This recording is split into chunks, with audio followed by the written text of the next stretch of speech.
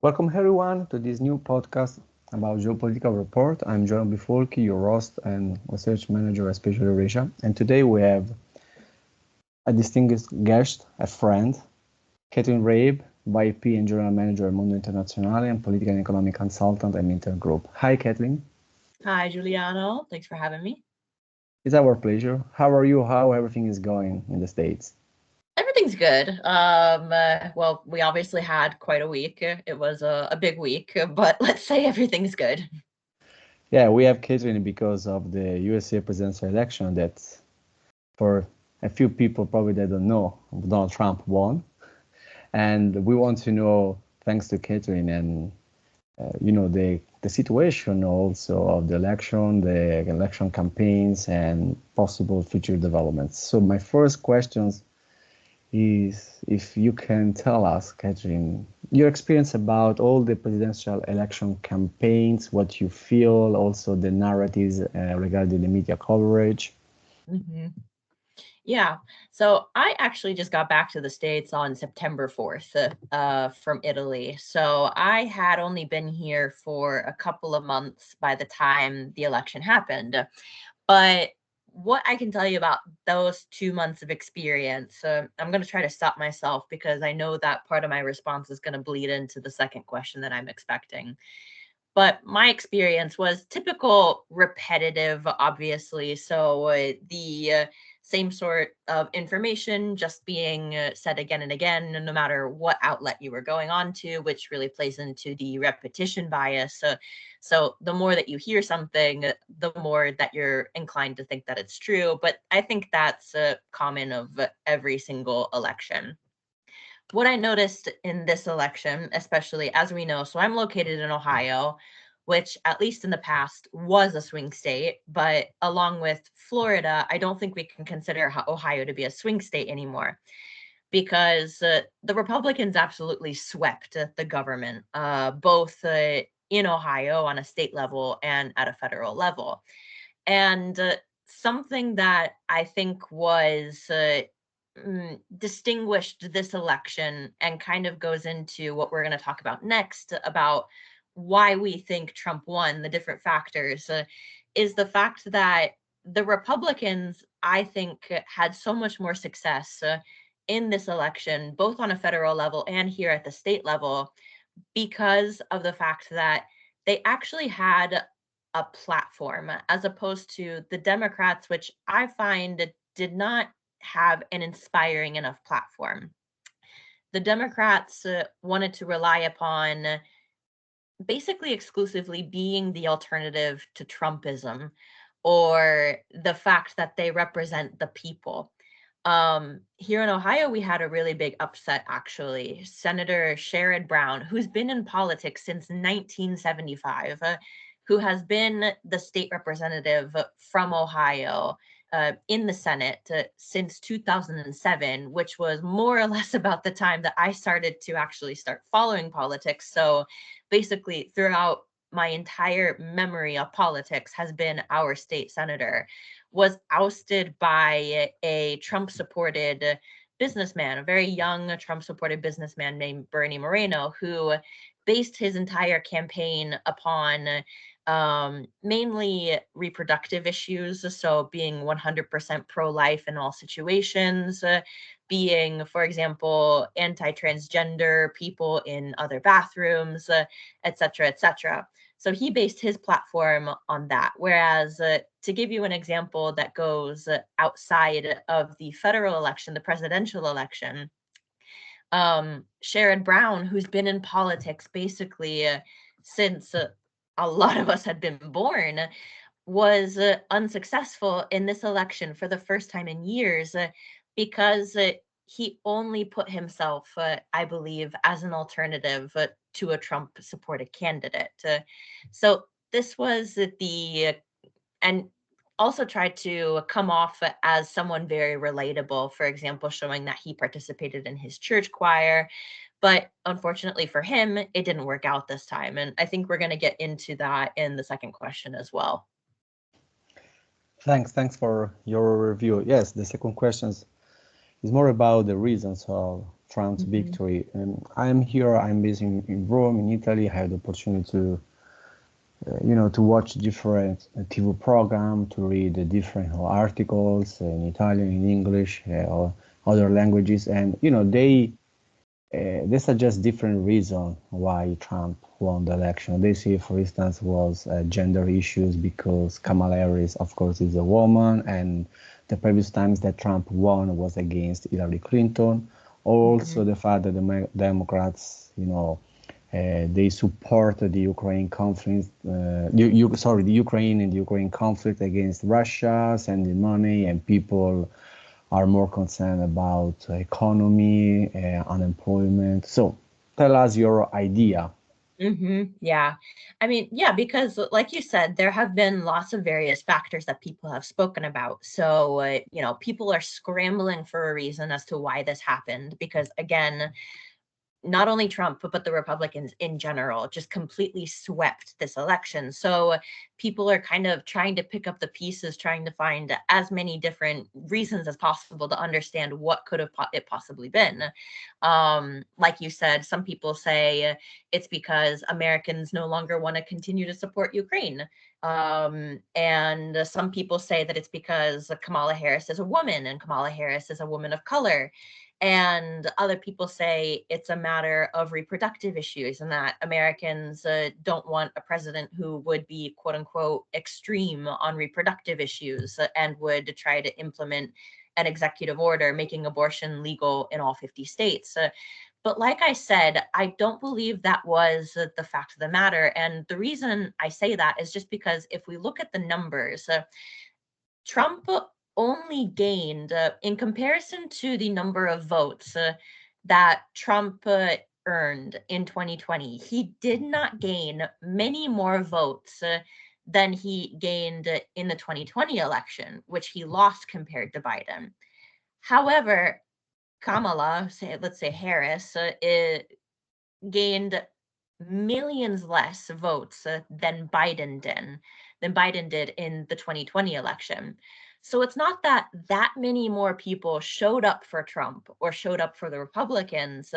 It's the fact that fewer people showed up for the Democrats this time around. Not even because their votes went to third party, but just because fewer people showed up for the Democrats. And again, I say this is because they did not have an inspiring enough platform. Yes, people were a bit more concerned about the economy this time around, especially in terms of inflation. And I'm seeing that, at least where I am, especially with housing prices.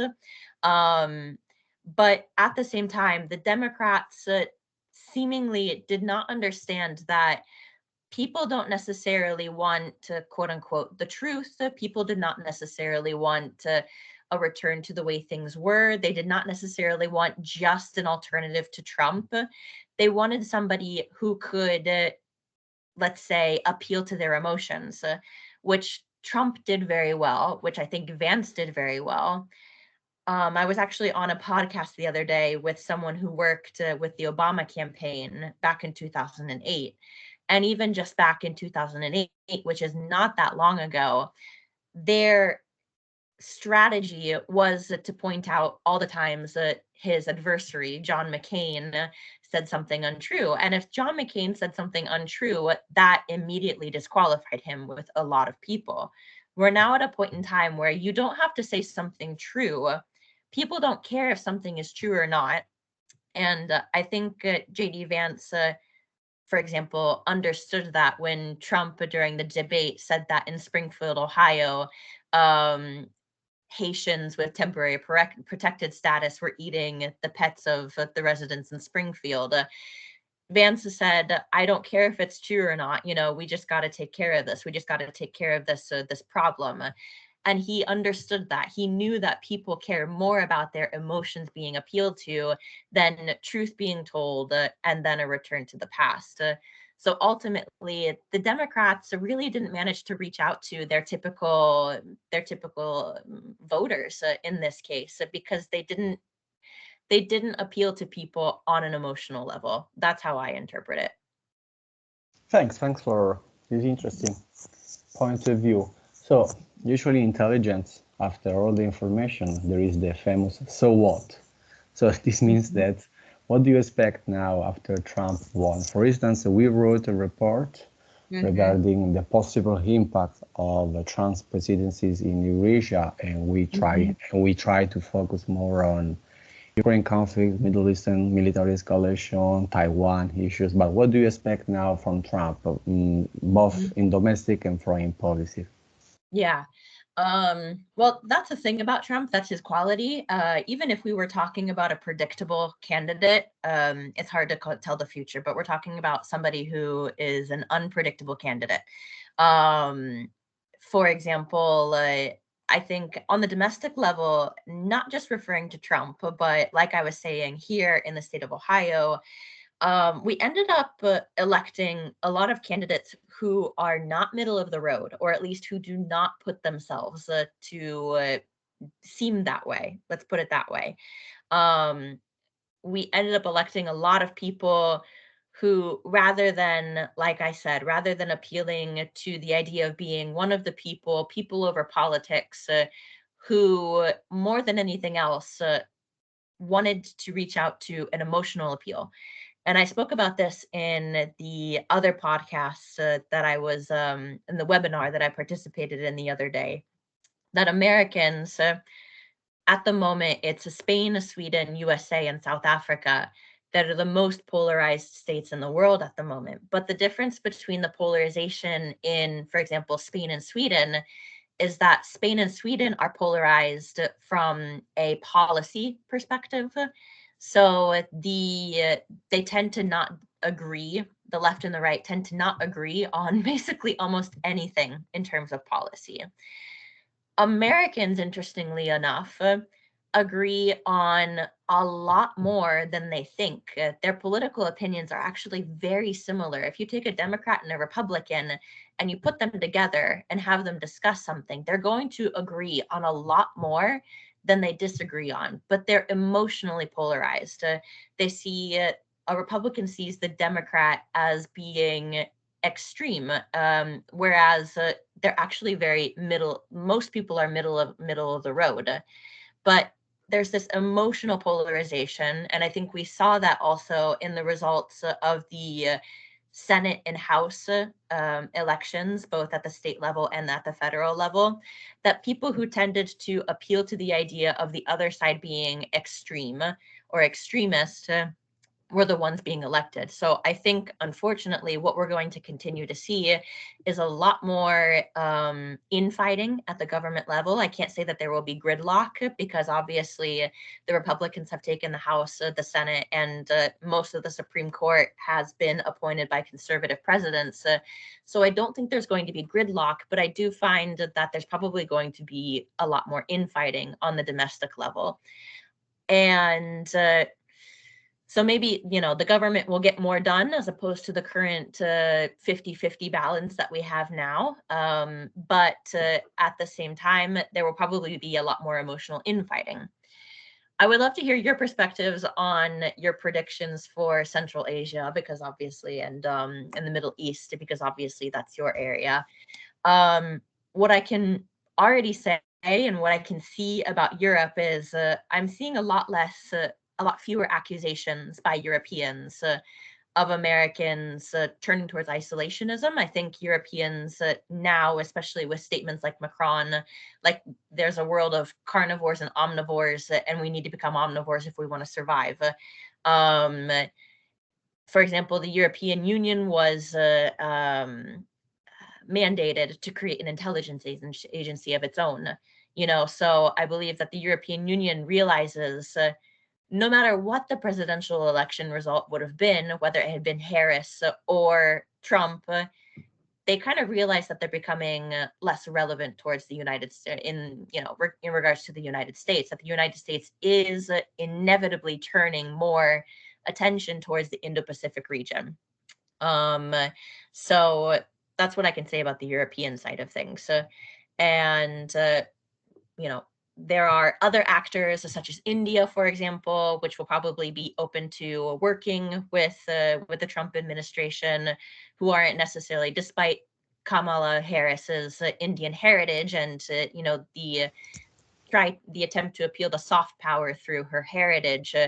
I do believe that the Trump administration will try to begin to pivot towards actors such as India in, let's say, this quote unquote new world order. I'll stop there because I know you want to say something. No. Thank. It was interesting what you were saying. So I can agree with you.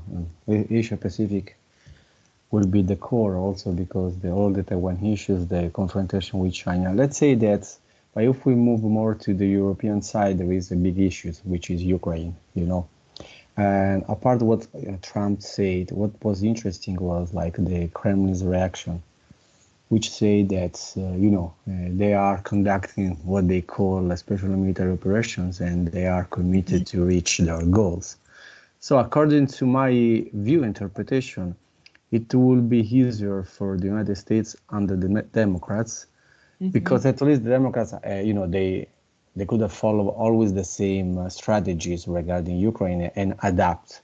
But now Trump, who say that if as him as a president, he could have managed this conflict easily.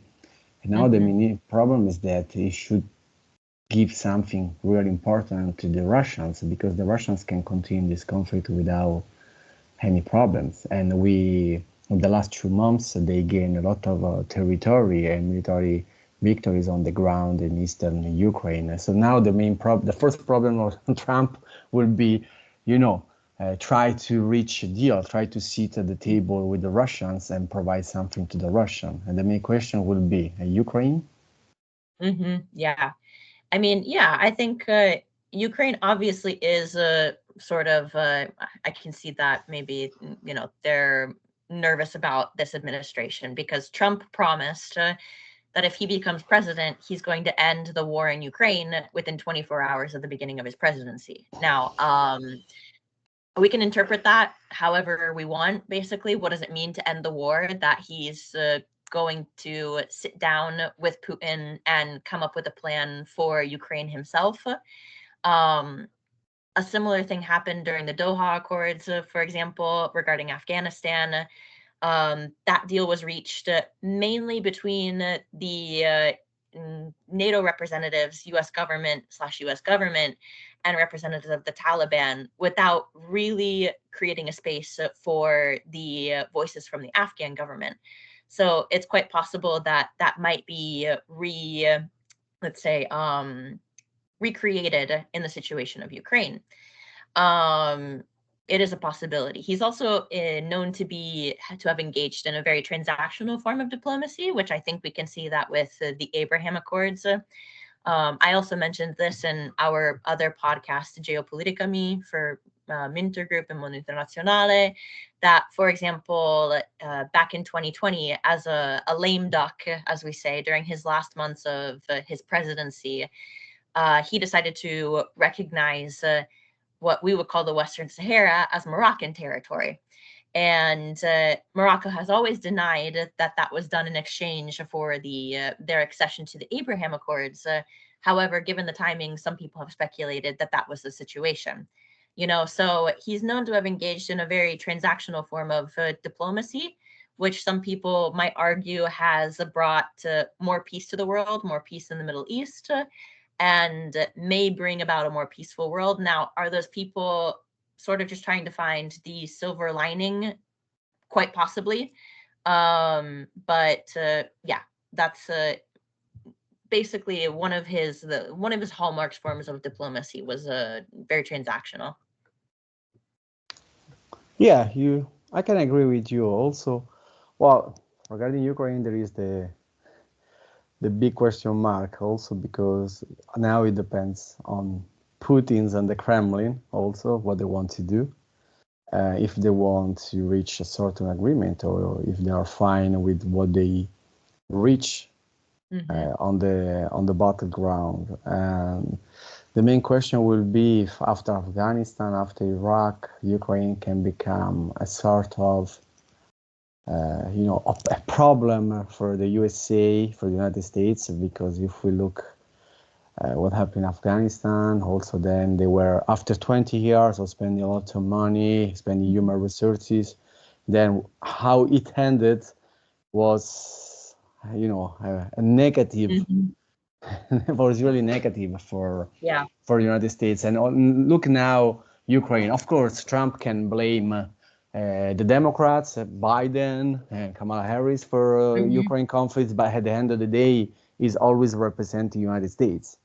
Yeah. So my question will be, what is interesting is that when I was in Ukraine in August 2021 with Sylvia Boltuk, and at that time, on August, there was the hand of the USA troops withdrawal from Afghanistan. If you remember, the Mhm. Taliban took power in Kabul, and the Kiev. I don't remember if it was the Kiev Independent or the Kiev Post, which media was, but wrote Mhm. something regarding what happened. And say probably the Ukrainians should learn the lesson from what happened in Afghanistan. And six Mhm. months later, we had the beginning of Ukraine conflict. So now the main question is, okay, he can adopt a different strategy, different diplomacy, but how can we cancel or delay the 2 years of narrative regarding Ukraine? Mhm. Yeah. Yeah. Exactly. Yeah. It is interesting. I wasn't even aware of, obviously, because I am not usually reading Ukrainian sources, but that is really interesting that they also made the parallel between Afghanistan, or they made the connection between Afghanistan and Ukraine already at that point. So I appreciate that. But yeah, I mean, it's all kind of up in the air. Nobody really knows what to expect right now. Obviously, some people are nervous for their jobs, especially some people working in some federal administrations that I know of, like USAID, Department of State. But at the same time, we really, I mean, Trump in itself, they're nervous, but we can all acknowledge that Trump in himself is an unpredictable candidate, and I think that's a part of the uneasiness is that we don't really know what kind of strategy he's going to adopt in terms of geopolitics. So basically, my predictions and what I think for the future are based on some of his past moves that I know about, but he's also an unpredictable candidate, so. We can't really know much about what to expect, but we can speculate, in my opinion.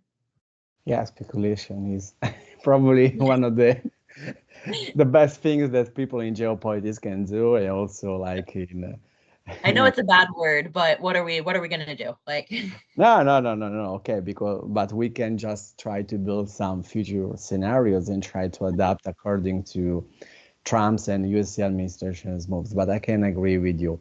So thanks again for being with us with this podcast and sharing your experience as USA citizens and also as an expert regarding this election. I would like to remind you that's your podcast also, which is Mhm. recorded by Mondo Internazionale Mentor Group, if I'm not mistaken, right? So yeah, Geopolitical me. So we'll talk Okay. about these types of topics and a lot more, but it's available Okay. on our Instagram and website. So yep. Okay, thanks. And for our followers, I would like just to remind that on December 14th, we will have an online course in open source intelligence for Russian-speaking world. This means that you don't have to speak Russian, but we are going to teach you the strategies and provide you the tools and the vocabulary to research information and analyze sources from the Russian-speaking world. This means Russian and all post-service space. So thanks again, Catherine, for being with us.